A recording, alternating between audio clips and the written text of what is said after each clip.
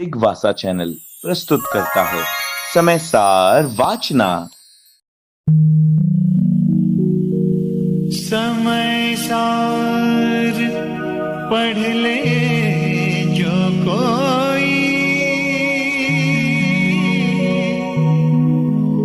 ताहि तनाव कभी नहीं होई।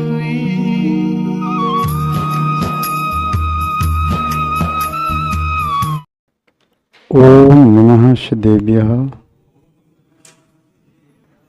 जय बोलिए त्रिकालवर्ती त्रैलोक पूज विश्वाराध्य पंच परमेष्ठी भगवान की, अनंतानंत सिद्ध परमेष्ठी भगवान की, वर्तमान जी शासन ऋषि वर्धमान महावीर भगवान की, परम पूज्य आचार्य भगवान श्री कुंद कुंद स्वामी मुनि महाराज की, परम पूज्य चारित्र चक्रवर्ती आचार्य भगवान श्री शांत सागर जी मुनि महाराज की, परम पूज्य सिद्धांत चक्रवर्ती आचार्य भगवान गुरुदेव श्री विद्यानंद जी मुनि महाराज की, श्री जैन धर्म की, जैनम जयतु शासनम विश्व कल्याण कारकम।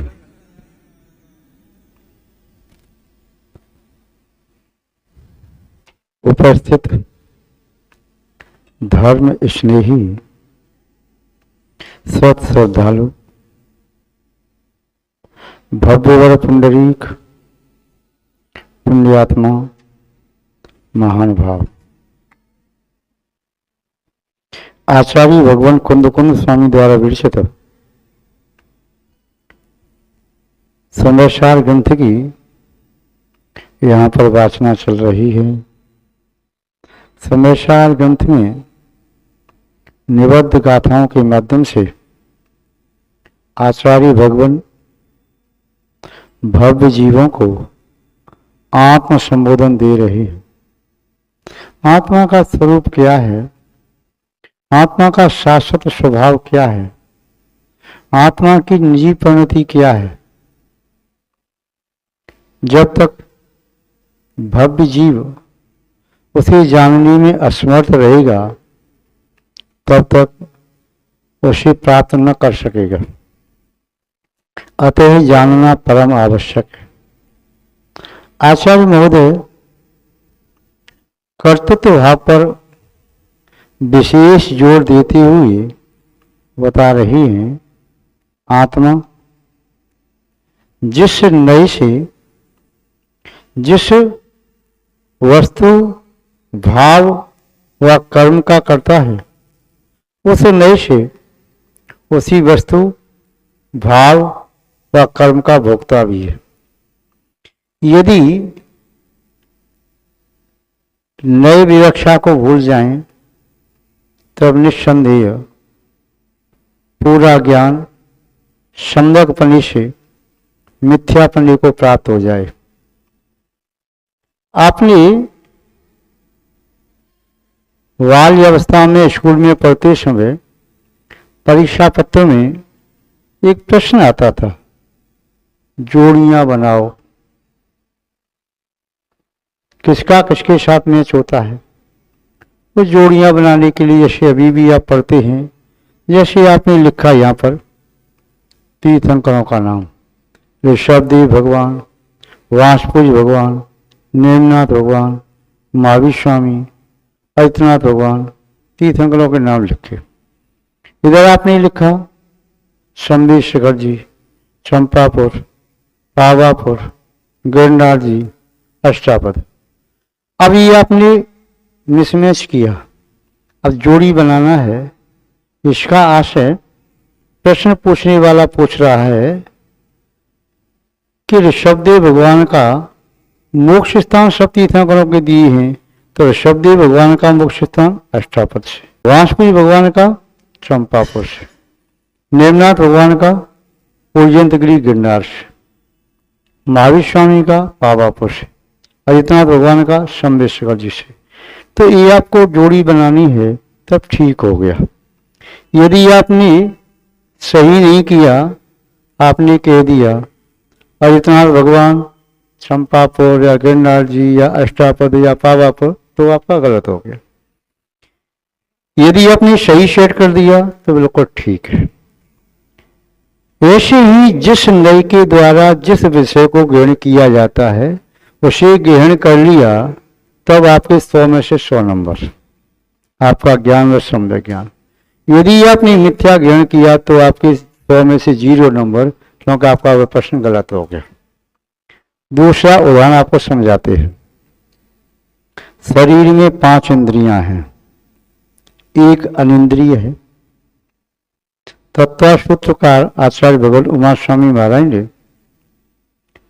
स्पर्शन रसना घ्राण चक्षु कर्ण ये 5 इंद्रिय कही, इनके अर्थ विषय बताए।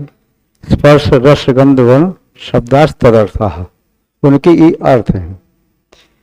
स्पर्शन के साथ स्पर्श लगा लिया विषय, रसना के साथ रस लगा दिया, घ्राण इंद्रिय के साथ गंध लगा दिया, चक्षु इंद्रिय के साथ वर्ण लगा दिया, कर्ण इंद्रिय के साथ शब्द लगा दिया, और अनिंद्रिय मन है उसके साथ श्रोतम अनिंद्रिय से अनिंद्रिय का विषय श्रोतम ये लगा लिया। यों की तुम लगा करके रखोगे तब तो आपका विषय ठीक है, और आपने थोड़ा भी ऊपर नीचे कर दिया तो मिथ्या। उसका फिर नंबर आपको 100 में से 1 भी नहीं मिलेगा, 0 मिलेगा। जैसे किसी ने कहा देखो मैंने कितनी अच्छी पेंटिंग बना करके तैयार की है, देखो मेरा दृश्य अपने हाथ से मैंने सीनरी बनाई है, कितना सुंदर है। और आपने कहा ठीक है ठहरो, मैं अपनी कान को खोल के देखता हूं तुम्हारी सीनरी कैसी है। वो कान से सीनरी नहीं दिखेगी, चलो कोई बात नहीं। मैं अपनी नाक से देखता हूँ सीनरी कैसी है, नाक से नहीं दिखेगी, चलो कोई बात नहीं। मैं जिब्या से चक से देखता हूँ सीनरी कैसी है, नहीं चलो हाथ से देखता हूँ सीनरी। सीनरी जो दृश्य है वो दृष्टि से देखने में आएगा, दृश्य को दृष्टि ग्रहण करेगी। कोई संगीतकार कहता है मैंने एक अच्छा भजन रिकॉर्ड किया है, इसे सुन करके देखो। चलो मैं आंख से सुनूंगा या नाक से या मुख से या स्पर्शन से, तो वह नहीं सुन पाए। जिस प्रकार एक इंद्रिय अपने ही विषय को ग्रहण करती है, अन्य इंद्रिय के विषय को किंचित भी ग्रहण नहीं करती, उसी प्रकार एक नय अपने ही विषय को ग्रहण करता है, दूसरे नय के विषय को ग्रहण नहीं करता। आचार्य भगवान कुंद स्वामी नए विवक्षा से आत्मा को समझा रहे हैं। आत्मा क्या है? आत्मा की अनेक विशेषताएं हैं। वे अनेक विशेषता, अनेक प्रकार के लेंस, अनेक प्रकार की दृष्टि, अनेक प्रकार के दृष्टिकोण, अनेक प्रकार की अपेक्षाएं लेके चलोगे तो आत्मा का समग्र ज्ञान प्राप्त कर सकोगे। और यदि आपने विशेषता अलग अलग लगा दी तो वह जीव सम्यक्त्व से मिथ्यात्व के गर्त में गिर जाएगा। एक छोटी सी पगडंडी है, उस पगडंडी के इधर बहुत बड़ी गहरी झील है, इस साइड में नदी बह करके जा रही है। उस छोटी सी पगडंडी से निकल करके उस पार से पहुंचना है।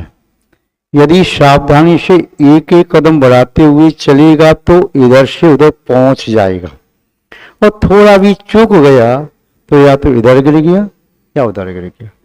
जिसने व्यवहार के नय से निश्चय के विषय को समझने की कोशिश की, वह निश्चय को समझ नहीं सकेगा, व्यवहार में गिर जाएगा, उसका वह व्यवहार भी व्यवहाराभास हो जाएगा।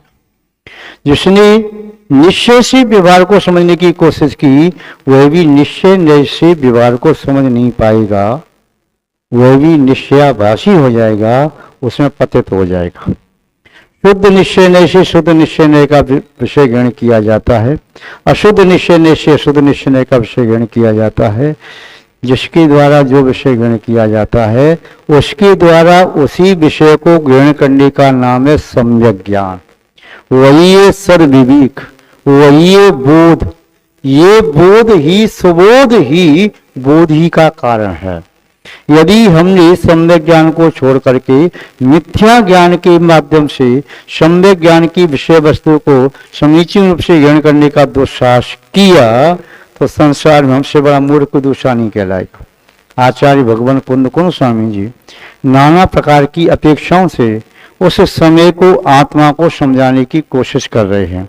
उनका हर संभव प्रयास यही है कि आप एक एक नई की अपेक्षा से समय को समझो। जिस नई से आत्मा का जो स्वरूप दिखाया जा रहा है, उस नई से ही उस स्वरूप को समझो। अन्य प्रकार से हमने अनंतवार जाना, अनंतवार जानने की कोशिश की, अनंत काल निकल गया, किंतु हम आत्मा के समीचीन स्वरूप को न जान पाए, न मान पाए और न ही प्राप्त कर पाए। आचार्य महोदय ने समय सार में कितनी बार कहा है कि आत्मा शुद्ध निश्चय निश्चय प्रभावों का कर्ता नहीं, आत्मा का कर्ता प्रभाव पर पदार्थ नहीं, किंतु ये भी कहा व्यवहार की अपेक्षा से आत्मा प्रभाव का कर्ता है और आत्मा के परिणमन में परद्रव्य भी निमित्त रूप से करता है। यदि इस बात को ज्यों की त्यों स्वीकार करें तब तो समझ जाएंगे, किंतु हमने हठाग्रह से एक ही पगडंडी से भिन्न भिन्न गंतव्य स्थानों तक पहुंचने की दुश्चेष्टा की, दुस्साहस किया, तो हम जीवन पर्यंत लक्ष्य तक पहुंच नहीं पाएंगे, भटकते रह जाएंगे। जिस व्यक्ति को पूर्व दिशा की ओर विद्यमान गंतव्य तक पहुंचना है, उसे पूर्व दिशा की ओर उसी मार्ग से चलना पड़ेगा। पश्चिम दिशा की मार्ग से यदि पूर्व के गंतव्य तक पहुंचने का दुस्साहस करता है तो उस गंतव्य से दूरी बढ़ती चली जाएगी। या उत्तर दिशा के मार्ग से या दक्षिण दिशा के मार्ग से वह जाता है तो नहीं पहुंच पाएगा। जैसे कोई व्यक्ति अपने हठाग्रह से हठ धर्मी बनकर के ये कहे मैं एक अंक में 10 लिख दूंगा, या मैं 2 अंक में सैकड़ा की संख्या लिख दूंगा, या 3 अंक में 1000 की संख्या लिख दूंगा, या 4 अंक में 10,000 की संख्या लिख दूंगा, असंभव है ना, असंभव। ऐसे ही मिथ्या नयों के माध्यम से वस्तु तत्व को समझना असंभव। पूज्य आचार्य श्री समर्थवत स्वामी जी ने आप मीमांसा में कथन जो किया है, आचार्य भगवान कलिका सबक भीषण स्वामी जी ने कहा अनंत मिथ्या नयों का समूह भी मिथ्या ही होता है। अनंत मिथ्या नयों का समूह मिथ्या ही होता है।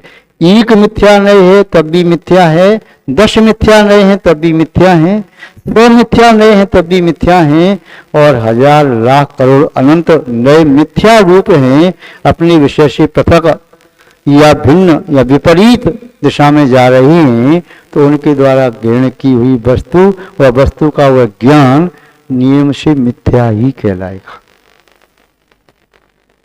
सम्यक नय सम्यक एकांत वस्तु के एक धर्म को, एक स्वरूप को इंगित करता है, दर्शाता है, किंतु समीचीन रूप से। अनेक सम्यक ने वस्तु के अनेक पहलुओं पर, अनेक दृश्यों पर दृष्टि ले जाता है सम्यक रूप से, किंतु मिथ्या ने चाहे एक हो चाहे अनेक हो, मिथ्या नयों का समूह वह मिलकर के समीचीनता को देने में असमर्थ। महानुभाव आचार्य भगवान कुंदकुंद स्वामी का हृदय करुणा के जल से भरा हुआ है।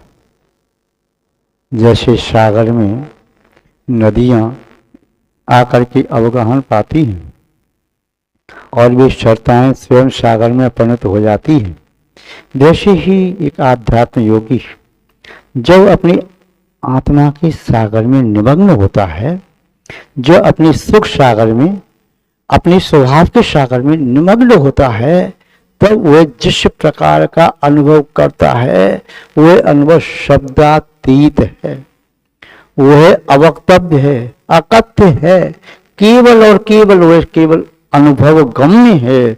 वह लेने देने का विषय नहीं, लिखने का वांचने का विषय नहीं, उपदेश का विषय नहीं, किंतु जब वही योगी अब निश्चय में जो डूबा हुआ था निकल के बाहर आता है, जैसे समुद्र में डूबा हुआ व्यक्ति जब निकल करके बाहर किनारे पर आता है, और जब किनारे के बाहर दूर खड़े हुए व्यक्ति सूर्य की ताप से झुलस रहे हैं, तड़प रहे हैं, समुद्र के किनारे भ्रमण करने वाला वह मनुष्य जब दृष्टि दूसरों की ओर डालता है, देखता है जो भवा ताप से, सूर्य के ताप से झुलस रही हैं, जिनके प्राण तड़प रही हैं, उधर दृष्टि जाते ही उसके अंदर की करुणा जागृत हो जाती है और वह निर्देश देता है, उपदेश देता है, संकेत करता है, आओ आओ आओ, इधर आओ, यहाँ पर शीतल निर्मल जल है।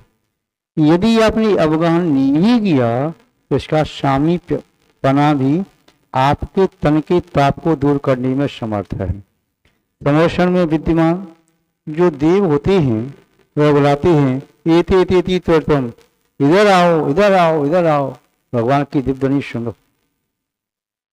ऐसे ही आचार्य कुंदकोण स्वामी जब आध्यात्मिकता के सागर से बाहर निकल के व्यवहार में आते हैं तब वे शब्दों का आलम्बन लेकर के अपनी भावों को समय पाल नामक ग्रंथ में प्रस्तुत करते हैं और उन शब्दों को जो समझ जाता है वह उसके इशारे से, जैसे मार्ग में बना हुआ एरो, उसे जो समझ जाता है वह गंतव्य तक पहुंच जाता है, और जो एरो का संकेत का नहीं समझ पाता है उसका अर्थ तो वह भटकता रहता है। आचार्य भगवान कुंदकोण स्वामी जी यहाँ पर किस प्रकार कह रहे हैं कर्तापने के संबंध में, उनके ही शब्दों में देखें इस गाथा को। ए देणदुसो कत्ता आदाड़ छह विदुहि परी कही दी, एवं खल जो जान दी सो मुंचदि सवकातितम। ए देण दो, ए देण मानी इसके द्वारा, दू और, सो वह कर्ता करता, आदा आत्मा, इस प्रकार आत्मा करता है।